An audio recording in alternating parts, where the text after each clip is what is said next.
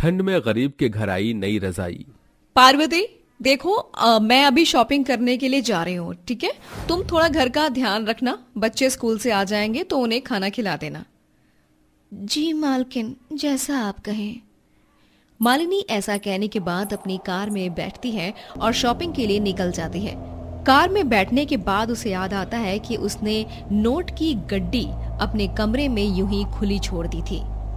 अरे ये क्या किया मैंने? ओहो, मैंने तो अपने सारे नोट की गड्डी ऐसे ही खुले में छोड़ दी। अगर किसी ने उठा ली तो? अरे कहीं ये नई वाली नौकरानी पैसे तो नहीं निकाल लेगी। मालिनी ऐसा सोच रही होती है कि तभी उसके दिमाग में ख्याल आता है, इस नौकरानी के घर का एड्रेस तो मुझे पता है, फिर दिक्कत की क्या बात है? मैं इसी प्रकार इसे देख लूंगी कि ये भरोसे लायक है या नहीं। ऐसा सोचकर मालिनी शॉपिंग के लिए निकल जाती है। इसके बाद वो एक बहुत बड़े मॉल में जाती है और वहां पर मैनेजर को बहुत सारे कंबल का ऑर्डर देती है। देखिए, आपको पता है ना कि हर साल मैं गरीबों में कंबल और खाना बांटती हूँ। इस बार भी मुझे कंबल और खाना बांटना है। इस बार मुझे कम से कम 1000 कंबल का सेट चाहिए।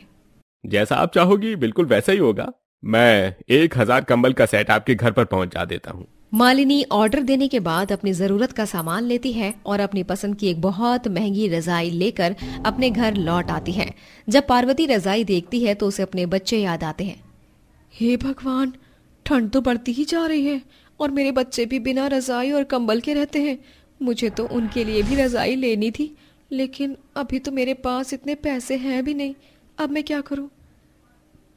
पार्वती थोड़ी सी परेशान हो जाती है। इसी के चलते मालिनी जब पार्वती का चेहरा देखती है तो उसे कुछ समझ नहीं आता। क्या हुआ पार्वती, तेरे चेहरे के 12 क्यों बजे हैं? बस ऐसे ही मालकिन, मैंने सारा काम कर दिया है। अब मैं जा रही हूँ। मेरे बच्चे घर में मेरा इंतजार कर रहे होंगे। पार्वती जब घर पर आती है तो उसके बच्चे धूप में आंगन में बैठे हुए उसे नजर आते हैं। दोनों यहाँ पर क्यों बैठे हो तुम? हाँ, घर के अंदर बैठकर पढ़ाई क्यों नहीं कर रहे हो? माँ, अंदर बहुत ठंडा लग रहा है। कम से कम बाहर आंगन में धूप है, इसीलिए हम लोग यहाँ बैठकर काम कर रहे हैं। हाँ माँ, हमारे सभी दोस्तों के पास अच्छे अच्छे स्वेटर हैं और हमारे पास कुछ भी नहीं है, सिर्फ एक चादर है। रात को उसमें भी बहुत ठंड लगती है माँ। परेशान क्यों हो रहे हो तुम? चिंता मत करो, मैं बहुत जल्दी एक रजाई लूंगी और फिर हम उसे गरम गरम ओढ़ेंगे, बहुत आराम से सोएंगे रजाई में। ये सुनकर दोनों बच्चे आराम से धूप में बैठकर पढ़ाई करते रहते हैं। तो वही पार्वती चुपचाप घर के अंदर जाती है और खाना बनाने लगती है। तभी राजेश भी काम पर से वापस आ जाता है। क्या बना रही हो? जल्दी से मुझे खाने को दे दो, बहुत जोर से भूख लगी है। आप हाथ मुंह धो लीजिए ना, मैं अभी आपके लिए खाना परोस देती हूँ। पार्वती ऐसा कहकर कुछ ही देर में राजेश को खाना परोस देती है, जिसके बाद वो अपने बच्चों को भी खाना खिलाती है। ऐसे ही देखते शाम हो जाती है और शाम के समय बहुत ज्यादा ठंडी ठंडी हवाएं चलने लगती हैं। दोनों बच्चे घर के अंदर बैठ जाते हैं और वहीं रात का खाना खाने के बाद पार्वती जमीन पर चटाई बिछाकर उस पर बिस्तर लगा देती है और वही फटी पुरानी चादर निकाल लेती है। माँ, इस अकेली चादर में बहुत ठंड लगती है रात को। हाँ माँ, आप नई रजाई कब खरीदोगे माँ? हाँ, मुझे भी पता है कि इस चादर में ठंड लगती होगी, लेकिन जब मेरे दोनों बच्चे मेरे पास होंगे तो उन्हें जरा भी ठंड नहीं लगेगी। चलो तुम दोनों मेरे पास आओ, मैं तुम्हें सुलाता हूँ। राजेश ऐसा कहकर अपने दोनों बच्चों को सुला देता है। दोनों बच्चों के सोने के बाद पार्वती बिना चादर के ही एक कोने में सो जाती है। भाग्यवान, इस तरह बिना चादर के रात को सोओगी तो तुम्हारी तबीयत खराब हो जाएगी। थोड़ा सा कोना लेकर चादर के अंदर आ जाओ। ज्यादा मेरे बच्चों को चादर की जरूरत है। आप तो देख ही रहे हो ना, ठंड कितनी ज्यादा बढ़ रही है। इन्हें अब एक रजाई की जरूरत है। मेहनत कर तो रहा हूँ, जैसे ही मालिक मुझे पैसे दे देंगे मैं उनके लिए एक रजाई जरूर ले आऊंगा।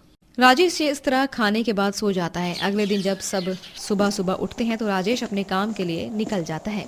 काम पर वो दिन रात मेहनत करता है और शाम होते ही वो अपने मालिक से पैसे मांगता है।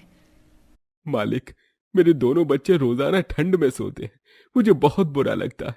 ऊपर से घर का राशन भी खत्म हो गया है। मजबूरी है, मुझे कुछ पैसे दे दीजिए, चाहे पूरे नहीं थोड़े ही दे दीजिए। अरे जब देखो पैसे ही मांगता रहता है। अभी मेरे पास पैसे नहीं है, कल जब बैंक से लेकर आऊंगा तब दे दूंगा। राजेश का मालिक ऐसा कहकर वहां से चला जाता है, जिसके बाद बेचारा राजेश मायूस होकर वापस घर लौट आता है। क्या हुआ जी, आपका मुंह क्यों लटका हुआ है? मालिक से पैसे मांगे लेकिन उन्होंने पैसे नहीं दिए। अब मैं क्या करूं, अपने बच्चों को ठंड से कैसे बचाऊं? पार्वती भी ये सोचकर थोड़ी चिंतित हो जाती है, लेकिन अब उनके पास और कोई चारा नहीं था। दोनों रात को फिर से चादर ओढ़कर अपने बच्चों को लेकर सो जाते हैं, लेकिन रात में कभी चादर किसी के ऊपर से हटती है तो कभी किसी के ऊपर से हट जाती है। इसी के चलते दोनों के बच्चे बहुत ज्यादा बीमार हो जाते हैं। अरे ये क्या, मेरे बच्चों को तो बुखार चढ़ गया है। अब मैं क्या करूं, कुछ समझ नहीं आ रहा। पार्वती भी अपनी मालकिन से पैसे मांगने की सोचती है, लेकिन वो 1 हफ्ते के लिए विदेश चली जाती है, जिसे पार्वती को बहुत अफसोस होता है। वहीं दूसरी तरफ राजेश का मालिक बड़े ही रो रो कर राजेश को पैसे दे देता है। उस दिन राजेश बहुत खुश होता है और रास्ते में आते हुए बस एक ही बात सोच रहा होता है। आज तो मैं बच्चों के लिए रजाई लेकर ही जाऊंगा। मेरे बच्चे ठंड में बीमार हो गए हैं, मैं उन्हें ऐसे नहीं देख सकता। राजेश ऐसा सोचकर अपने घर की तरफ आ रहा होता है, लेकिन रास्ते में एक कार से लड़की का एक्सीडेंट हो जाता है। उसको देखकर सभी लोग वहां तमाशा देख रहे होते हैं, लेकिन राजेश से उसकी हालत देखी नहीं जाती। वो उसे फौरन उठाता है और वहां से अस्पताल ले जाता है, जहां वो अपने पैसों से उस लड़की का इलाज करवाता है। डॉक्टर साहब, इस बच्ची को कुछ नहीं होना चाहिए, आप इसका अच्छे से इलाज कीजिए, मैं पैसे दूंगा। अपने बच्चों के बारे में ना सोचकर वो सारे पैसे उस लड़की के इलाज में लगा देता है और वापस घर लौट आता है। उसका मुरझाया हुआ चेहरा देखकर उसकी पत्नी और उसके बच्चे सब समझ जाते हैं, जिसके चलते कोई भी उसे कुछ कहता नहीं है। बच्चों, कुछ दिन और सही, भगवान और कितना ही हमारे ऊपर जुल्म कर सकता है, उसे कभी न कभी तो हमारे ऊपर तरस आ ही जाएगा। राजेश ऐसा अपने बच्चों से कहकर उन्हें चटाई पर लेटा देता है और उन्हें चादर उड़ाकर सुला देता है। दोनों बच्चे और दोनों मियाँ बीवी ठंड से कपकपाते रहते हैं। वहीं खिड़की से एक आदमी उन्हें इस तरह देखता है और तुरंत उनके घर का दरवाजा खटखटाता है। अरे अब इस समय कौन आया होगा, चलो मैं देखता हूँ। जैसे ही दरवाजा तुम खुलता लेती है, रहो वहाँ एक पार्वती। बहुत ही अमीर आदमी एक रजाई, कुछ कपड़े और कुछ खाने के सामान को लेकर साथ में खड़ा होता है। मुश्किल से मिला है मुझे आपका घर। मुझे यकीन नहीं होता आज भी लोगों के अंदर इंसानियत बाकी है। आपने जो मेरी बेटी के लिए किया शायद कोई कभी नहीं करता, और मेरी बेटी वहीं तड़प तड़प कर मर जाती।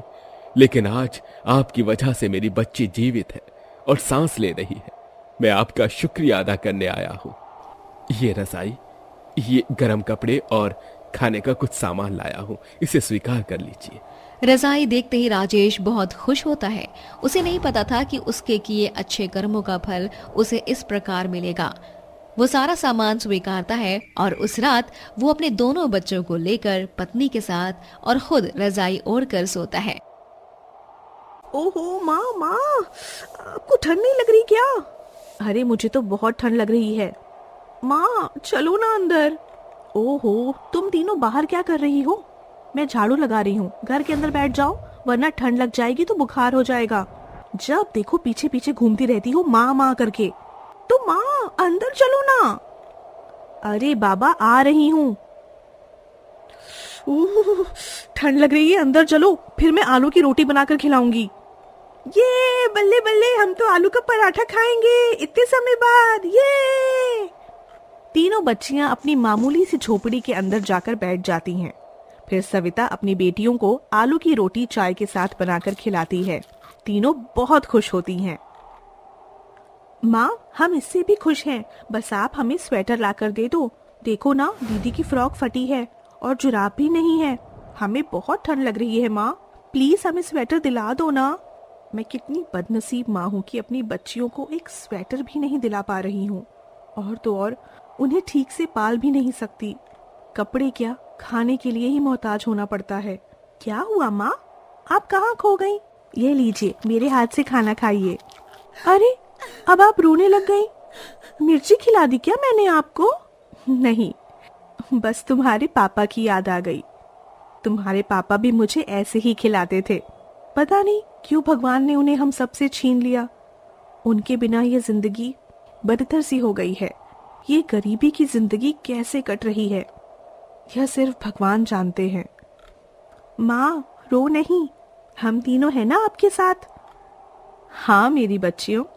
अच्छा, तुम यहीं रहो, मैं काम करने जा रही हूँ। मेरे काम पर जाने का वक्त हो गया है। तुम यहाँ से कहीं मत जाना, ख्याल रखना। ठीक है माँ। सविता अपने काम पर चली जाती है, जहाँ वह कंस्ट्रक्शन साइट पर पत्थर, ईंट, सीमेंट उठाने का काम किया करती थी। अपने सर पर ढेर सारा वजन लेकर वह 2 माले चढ़ती है, फिर आती है, जिससे वह थक जाती है। फिर वहीं वो स्कूल के बच्चों को देखती है। ये बच्चियां स्कूल जा रही हैं। मुझे भी अपनी बेटियों को स्कूल में पढ़ाना है, ताकि वह मेरी तरह ये ईंट पत्थर ढोने का काम ना करें। अपने पाँव पर खड़ी हूँ। मुझे और मेहनत करके दाखिला कराना ही होगा। अरे तुम्हारे हाथ चलना बंद हो गए हैं क्या? हाँ, क्यों हो गए बंद तुम्हारे हाथ चलना?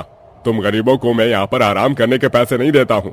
तुम गरीब होते ही हो गंदी नाली के कीड़े। जल्दी जल्दी हाथ चलाओ। जी सेठ जी, कर रही हूँ। इस तरह सविता अपनी तीनों बेटियों को पालने के लिए ठंड में बहुत संघर्ष करती है। एक दिन केशव उससे टकरा जाता है। अरे केशव भाई साहब, आप इतनी जल्दबाजी में कहाँ जा रहे हैं? अरे आज मेरी दोनों बेटियां हॉस्टल से आएंगी, काफी सालों बाद। बस उनके लिए खाने पीने का सामान लेने जा रहा हूँ। पता है मेरी बच्चियां हॉस्टल में पढ़कर बहुत होशियार हो गई हैं, लेकिन इसके पैसे भी बहुत लगे हैं। सच्ची भाई साहब, आप मेरी तीनों बेटी का दाखिला भी हॉस्टल में करवा दीजिए। मैं आपका बहुत आभार मानूंगी। मैं बहुत मेहनत करूंगी, बस मेरी बेटी पढ़ लिख जाए। ठीक है, मैं दाखिला करवा देता हूँ शहर जाकर। फिर सविता और भी ज्यादा मेहनत करने लगती है और ओवर टाइम भी करने लगती है। उस ठंड में बस उसकी कमर टूटने लग जाती है, लेकिन उसकी मेहनत नहीं रुकती है, जिससे उसकी मेहनत का उसे फल भी मिलता है। सिर्फ इतने पैसों से बात नहीं बनेगी, मुझे और भी मेहनत करनी होगी, दूसरा काम करके। गरीब माँ अपनी तीनों बेटियों के लिए ठंड में ईंट पत्थर ढोने के बाद शाम को 2-3 घर में जाकर जूठे बर्तन साफ करती है, जिससे उसे पैसे मिलते हैं और 20 दिनों में वह अपनी बेटी के लिए हॉस्टल के पैसे जमा कर लेती है। फिर एक सुबह, शिवानी, सलोनी, प्रिया, बेटा तुम तीनों अपना ख्याल रखना, शहर जाकर खूब पढ़ना। हाँ माँ, आपसे दूर आपके बिना कैसे रहेंगे, हमें नहीं जाना। हाँ माँ, हमें नहीं जाना। मेरे बच्चों, समझने की कोशिश करो। मैं अपनी तरह तुम्हारी जिंदगी नहीं बनाना चाहती, इसलिए बहुत मेहनत करना, और वहाँ तुम्हें ठंड भी नहीं लगेगी। खुश रहना मेरी बच्चियों। सविता बहन, अब चलना होगा। चलो बच्चों। अपनी बेटियों के जाने पर सविता मन ही मन बहुत रोती है। फिर शहर जाकर केशव उसकी बेटियों का हॉस्टल में एडमिशन करा देता है। वहीं गुजरते वक्त के साथ सविता को 3-3 बेटियों के लिए कड़ी मेहनत करनी पड़ती है। घर में लोगों के जूठे बर्तन साफ करना, झाड़ू पोछा लगाना, और अब तो वो कोयले की फैक्ट्री में कोयला तोड़ने का भी काम करने लग गई थी। एक तरफ तीनों बेटियां बड़ी हो जाती हैं, जिन्हें हॉस्टल के बाद शहर की हवा लग जाती है, और वह क्लब में जाने वाली बिगड़ैल लड़कियां बन जाती हैं, जिन्हें अपनी माँ की याद भी नहीं आती है। वहीं दूसरी ओर आज भी वह वैसे ही सर्दी का दिन था, जहां गरीब माँ बूढ़ी हो गई थी।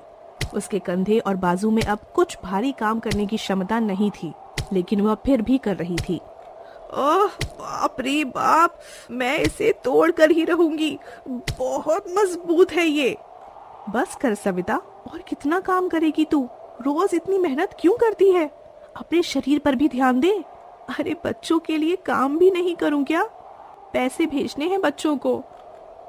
अपनी बेटियों के बारे में अंधी हो गई हो। अभी तक तुम्हारी बेटियां तुमसे मिलने नहीं आई। हॉस्टल की पढ़ाई खत्म हो चुकी है 4 महीने पहले। तेरे बदन पर एक शॉल तक नहीं है, और ऐसी होती हैं बेटियां जिसकी माँ मरे या जिंदा रहे कोई फर्क नहीं पड़ता उन्हें। जो भी हो चंदा बहन, पर मुझे विश्वास है मेरी बेटियां जरूर आएंगी। वहीं क्लब से आकर तीनों बेटियां कहती हैं, गाइस, हम अपनी माँ से मिलने कब से नहीं गए, चलो घर चलते हैं। हाँ, वरना वो बोलेंगी भी और पैसे भेजना भी बंद कर देंगी। अगले दिन ही तीनों बेटियां ट्रेन से अपनी माँ के पास गांव पहुंच जाती हैं, जहां अपने गरीब से झोपड़ी घर को देखकर कहती हैं, माँ, ये तो वही हमारा पुराना ही घर है, नया नहीं बनवाया क्या? सविता बेटियों को देख गले लगाती है। अरे अरे, थोड़ा दूर रहिए, काले से मिट्टी के हाथ हैं। मेरी बच्चियां, तुम्हें देखने के लिए मेरी आंखें तरस गई थी, आखिर तुम आ ही गई। माँ, ये बताओ तुम हमें पैसे तो इतने भेजती हो जैसे अमीर हो, और घर तो वही है झोपड़पट्टी वाला। बेटा, मैंने पैसे जो भी कमाए थे वो तुम्हारी पढ़ाई में ही लगा दी है। मैंने अपने लिए यहाँ कुछ नहीं किया। ओफो, यहाँ कितनी ठंड है। हमारे यहाँ तो हीटर और कंबल भी था और यहाँ कुछ भी नहीं है। चलो हम तीनों वापस चलते हैं। बैठने की जगह भी नहीं है। अरे बेटा, वो खटिया है ना, उस पर बैठ जाओ। कहीं मत जाओ मुझे छोड़कर। मैं तुम्हारे लिए कंबल और हीटर का इंतजाम कर दूंगी। आओ आओ, पहले चाय बना दूं। नो वे, हमें इन गंदे हाथों से चाय नहीं पीनी है। कहीं हमारी तबीयत खराब हो गई तो। ठीक है मेरी बच्चियों, जैसा तुम ठीक समझो। कुछ ही देर में शाम होने वाली है। तुम तीनों खटिया पर सो जाना, मैं नीचे सो जाऊंगी। ठंड बहुत ज्यादा है बेटा, ख्याल रखना तुम तीनों अपना। सविता अपनी तीनों बेटियों को खुश करने के लिए कोयले के कारखाने में जाकर कोयले तोड़ती है। इसके बदले में वह मालिक से पैसे एडवांस लेती है। अरे सविता, तुम कितना काम करती हो अपनी बेटियों के लिए, हाँ? तुम्हारी तीनों बेटियों को जरा सा भी एहसास नहीं है तुम्हारी तकलीफ का? कोई बात नहीं मालिक जी, नादान है वह। मुझे हीटर और कंबल का इंतजाम करना है ना। मैं चलती हूँ, धन्यवाद। फिर सविता तीनों बेटियों के लिए थोड़े से काजू बादाम, कंबल और एक हीटर खरीद के ले जाती है, जिससे तीनों हीटर में मस्त बैठी रहती हैं और काजू बादाम खाती हैं। रात होते ही तीनों बेटियां कंबल और हीटर के मजे लेकर सोती हैं। वहीं सुबह होते ही बूढ़ी सविता की तबीयत खराब हो जाती है ठंड के कारण। फिर तीनों बेटियां उसे पास के अस्पताल में ले जाती हैं, जहां डॉक्टर उसे जांच करते हैं। इन्हें ठंड लग गई है और इनकी हड्डियां भी कमजोर हो गई हैं। कुछ दिन बेड रेस्ट पर रहेंगी ये। Okay doctor. बहन, अलग ही ड्रामे हैं इनके। चल इन्हें लेकर घर चलते हैं, फंसा दिया यहाँ। फिर तीनों बेटी रिक्शे में सविता को ले जाती हैं, तो उसके कारखाने के मालिक की नजर पड़ती है। अरे रुको रुको भाई, ये सविता को क्या हो गया? तुम इसकी बेटियां हो? हाँ, थोड़ी तबीयत खराब है इनकी। अरे तुम्हें ऐशो आराम की जिंदगी देते देते इसने खुद को कंस्ट्रक्शन साइट में घिस दिया। कभी दूसरों के झूठे बर्तन साफ किए और अब ये कोयले के काम में लग गई। बचपन से तुम्हारे पिता के जाने के बाद कितना संघर्ष किया है, पर तुमने अपनी माँ के लिए क्या किया? अंकल, हमें ये बात बिल्कुल भी नहीं पता थी कि हमारी माँ ने हमारे चक्कर में खुद की तबीयत खराब कर ली। भगवान हमें कभी माफ नहीं करेगा।